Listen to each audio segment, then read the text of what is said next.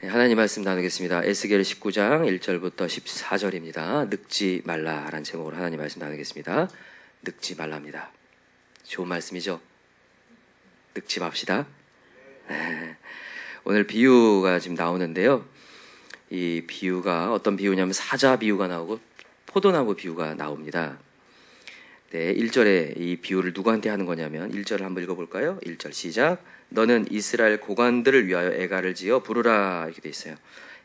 고관들을 위하여, 리더를 얘기합니다.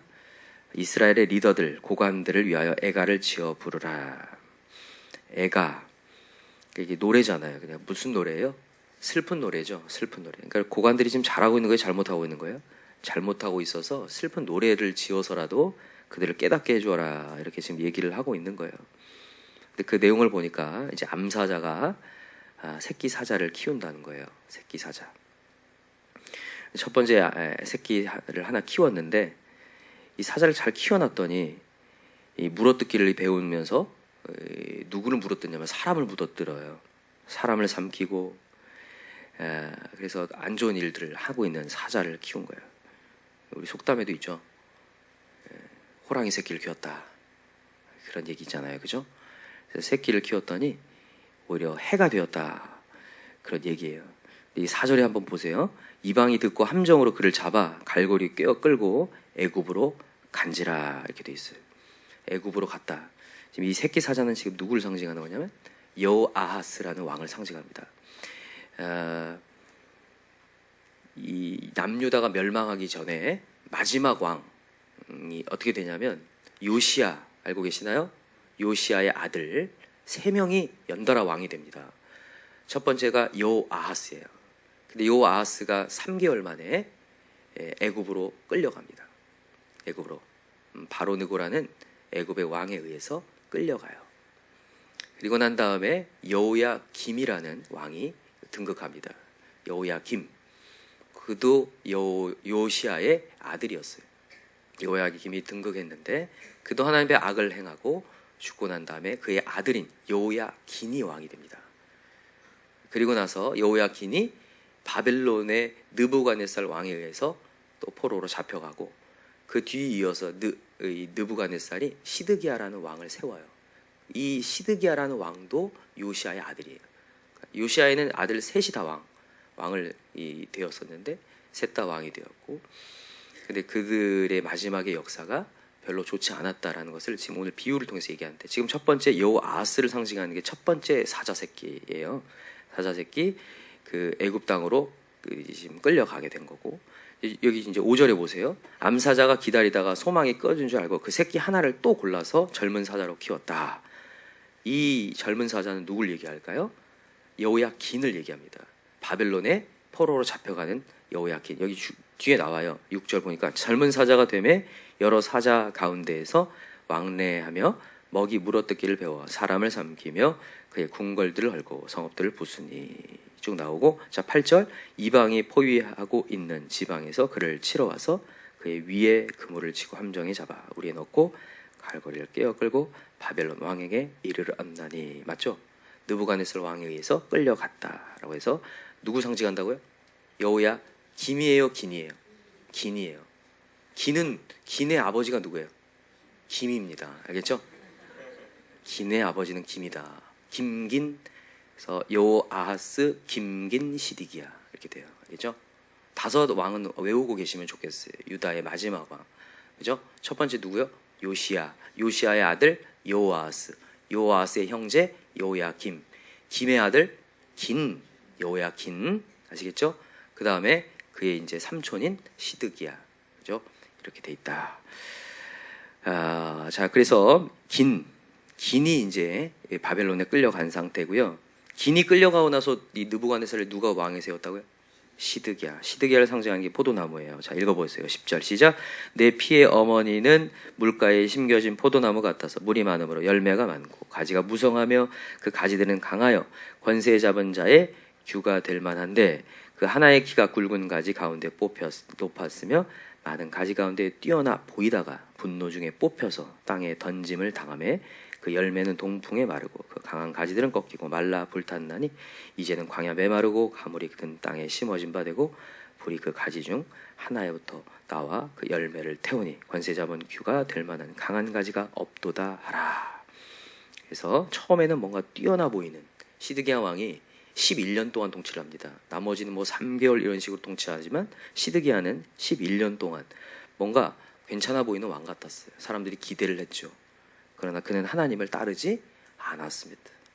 저는 오늘 무슨 얘기하고 싶냐면요, 우리가 하나님의 리더로 부름을 받았는데 하나님의 리더로 부름받은 사람이 해야 될 첫 번째가 뭘까요? 제일 중요한데 그게 뭐냐면 듣는 마음입니다. 무슨 마음이라고요? 듣는 마음. 듣는 마음 달라고 기도했던 왕이 하나 있었습니다. 누굽니까? 솔로몬입니다. 솔로몬. 그죠? 솔로몬이 자기 자신을 고백해요. 자기는 어떤 아이라? 작은 아이라. 하나님께서 자기를 리더로 세우셨지만 자기는 작은 아이다. 그래서 하나님, 전능의 하나님의 지혜로 하고 싶습니다. 그래서 저에게 무슨 마음이요? 듣는 마음을 주옵소서. 너무 귀한 고백이죠. 여러분, 이런 고백을 우리가 하십시다. 오늘도 우리에게 어떤 일이 맡겨지면요, 막 저는 못하겠습니다, 두려워할 게 아니라 하나님, 저는 할 수 없습니다. 그러나 듣는 마음을 주십시오. 오늘도 판단력을 주십시오. 분별력을 주십시오. 영적인 민감함을 허락하여 주십시오. 내가 저 영혼을 케어할 만한 위치가 되지 못하고 실력이 없지만 주 뜻대로 가겠나이다. 그게 됐으면 좋겠어요. 오늘 제가 왜 늙지 말라라고 얘기했냐면요, 결국엔 늙는 게 뭐냐면 우리가 이게 눈에 봤을 때 외모적인 늙음을 얘기하는 게 아니에요. 영적인 늙음을 지금 얘기하는 건데, 언제 우리가 늙는 거냐면 하나님 말씀이 안 들어올 때 늙는 겁니다. 그게 진짜 늙는 거예요. 점점 이게 메시지가 들려와도 그게 신선한 하나님의 메시지를 듣지 않고 에이, 해봤자인데 뭐, 이 사람 늙은 거예요. 이게 전도서 4장에서 얘기하거든요. 한번 찾아볼까요? 전도서 4장. 좀 앞으로 가면 전도서가 있습니다. 잠언 다음에 있죠. 전도서 4장 13절.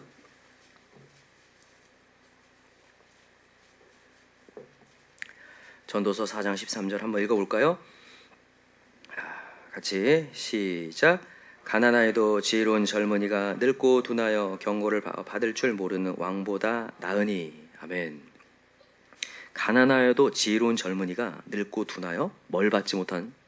경고를 더 받을 줄 모르는 왕보다 나으니. 늙은 왕이 더 이상 이제 얘기를 들을 수 없는 사람이 된 거예요. 더 이상 경고를 받을 수가 없어요. 말씀이 들려와도 이 묵은 땅을 기경해낼 수 없는 상황, 제일 심각한 상황이죠. 이게 늙는다는 거예요. 여러분, 우리 늙지 맙시다. 하나님의 말씀이 들려왔을 때 오늘도 나의 인생을 신선하게 꿈을 꾸게 하실 수 있는 분이에요. 우리가 요엘 선지자의 예언을 알고 있습니다. 그죠? 새 영이 부어지면 어떻게 된다고 했어요? 정말 늙은이가 어떻게 돼요? 꿈을 꾸는 역사, 환상을 보는 역사가 일어난다고 했어요. 늙은 사람도 하나님의 새 영이 부어지면 꿈을 꾸고 환상을 보고 예언하는 역사들이 일어난다고 했어요. 미래에 대한 소망이 생기고 꿈이 생긴다는 거예요. 그래서 여러분, 우리가 신체적인 어떤 나이에 의해서 여러분들 우리의 소망과 희망을 내려놓지 마시고 오늘도 새 영을 받아서 꿈을 꿉시다. 남은 여생을 향해서 하나님은 분명히 우리에게 꿈을 주시는 분이거든요. 하나님은 세월을 아끼라고 할 만큼 우리에게 시간을 아주 소중히 여기라고 했어요. 나이 들어가지고 죽지 못해 사는 인생으로 가는 거 정말 잘못된 겁니다. 여기 있는 모든 분들 다 하나님 말씀에 듣는 마음으로 바뀌는 순간 우리는 젊은이가 됩니다. 아시겠죠? 그러나 아무리 젊은 사람이라도, 아니면 젊은 친구라도 벌써 대화를 해보면 말씀이 안 들려와요. 말씀에 순종이 없어요. 그 사람이 늙은 거예요. 그 사람이 진짜 늙은 거라니까요. 그 사람이 이제 소망이 없어지는 거죠. 그냥 꿈이 없는 게 아니라 말씀을 안 듣기 때문에 소망이 없어요. 자기는 뭐 할 게 없대요. 어떻게 해야 될지 모르겠대요. 그 사람은 하나님 말씀을 안 듣기 때문에 그렇습니다. 하나님 말씀을 듣고 움직이다 보면 그게 소망이 열리고 꿈이 생기는 역사가 일어나요. 저는 우리 새벽 예배에 나온 모든 우리 성도님들이 다 젊은이였으면 좋겠습니다. 다 젊은입니다. 젊은 마음으로 오늘 하나님이 주신 말씀을 듣고 꿈이 생겨서 저 영혼이 보이기 시작하고 저 영혼을 위해서 기도하기 시작하고 또 그 영혼에 대한 간절함이 생기기 시작하고 그 영혼이 살아나는 것들을 경험할 수 있는 그러한 젊은 영혼, 정말 젊은 생명들이 다 되시길 바랍니다. 하나님은 오늘 그 얘기를 지금 하고 있는 거예요. 지금 이스라엘 백성들이 늙어가고 있어요. 끝을 향해 가고 있거든요. 그 끝을 가는 이유가 뭡니까? 다른 게 아니라 듣는 마음이 없어서거든요. 이스라엘이 쇠락해가는 이유가 실력이 없어서도 아니에요. 시간이 많이 지나서도 아닙니다. 듣는 마음이 없기 때문에 마지막을 향해 가는 거예요. 시드기야 왕, 마지막 왕이 등극했을 때 사람들이 저 사람이 우리를 구원할 것이다라고 여겼지만 그 왕은 하나님께 듣는 마음이 없었어요. 이게 무너진 거거든요. 여러분, 우리 가정과 우리의 인생을 한번 다시 보세요. 우리 가정이 지금 늙고 있는가? 내 인생이 지금 늙어가고 있는가? 어느 순간 하나님 메시지가 신선하게 들려오는 게 아니라 또 옛날에 들었던 그 메시지 아닌가? 이렇게 듣고 있는 순간 내 인생이 늙고 있고 소망이 사라진다는 거. 오늘도 하나님께서 주시는 신선한 새 노래의 메시지를 여러분 듣고 다시 한번 전진할 때 역사가 일어날 줄 믿습니다. 저는 오늘 이 새벽에 이 얘기 꼭 드리고 싶어요. 주기도문이 여러분들이 고백이 됐으면 좋겠어요. 하늘에 계신 우리 아버지요. 하늘에 계신 여러분과 제가 오늘도 인생의 리더가 되고 또 가정의 리더가 돼도 우리는 항상 고백해야 될 게 하늘에 계신 우리 아버지요. 내가 리더가 아니라 하나님이 리더입니다. 그래서 주의 이름이 거룩히 여김을 받으시오며 나라가, 하나님의 나라가 우리 가정에 임하여 주옵소서. 여러분, 나라가 임한다는 말이 무슨 말이냐면 지배를 받는다는 얘기예요. 하나님, 저는 제가 지배하지 않겠습니다. 하나님 말씀이 우리 가정을 지배하게 하여 주옵소서가 주기도문이에요. 나라가 임하옵시며 뜻이 하늘에서 이루어진 것 같이 그 하나님의 뜻이 이 땅에도 이루어 주옵소서. 하나님, 제 입술에서 나오는 사상과 철학이 아니라 하나님 입에서 나오는 말씀으로 우리의 가정이 통치되게 하여 주옵소서. 여러분, 그렇게 기도했으면 좋겠어요. 그래서 여러분, 오늘도 이 말씀을 듣고 그걸 위해 구해야 돼요. 하나님, 오늘도 이 말씀이 생명이 되어서 우리 가정이 통치되고 역사해 주옵소서. 또 그렇게 기도할 수 있는 저와 여러분 되길 간절히 기도합니다. 기도합시다. 이 시간에 간절히 기도할 때 하나님은 분명히 우리에게 헌 영을 주시는 게 아니라 새 영을 부어주겠다 하시는 분. 오늘도 우리가 영적으로 늙었는지 젊었는지를 확인하는 것은 듣는 마음이다.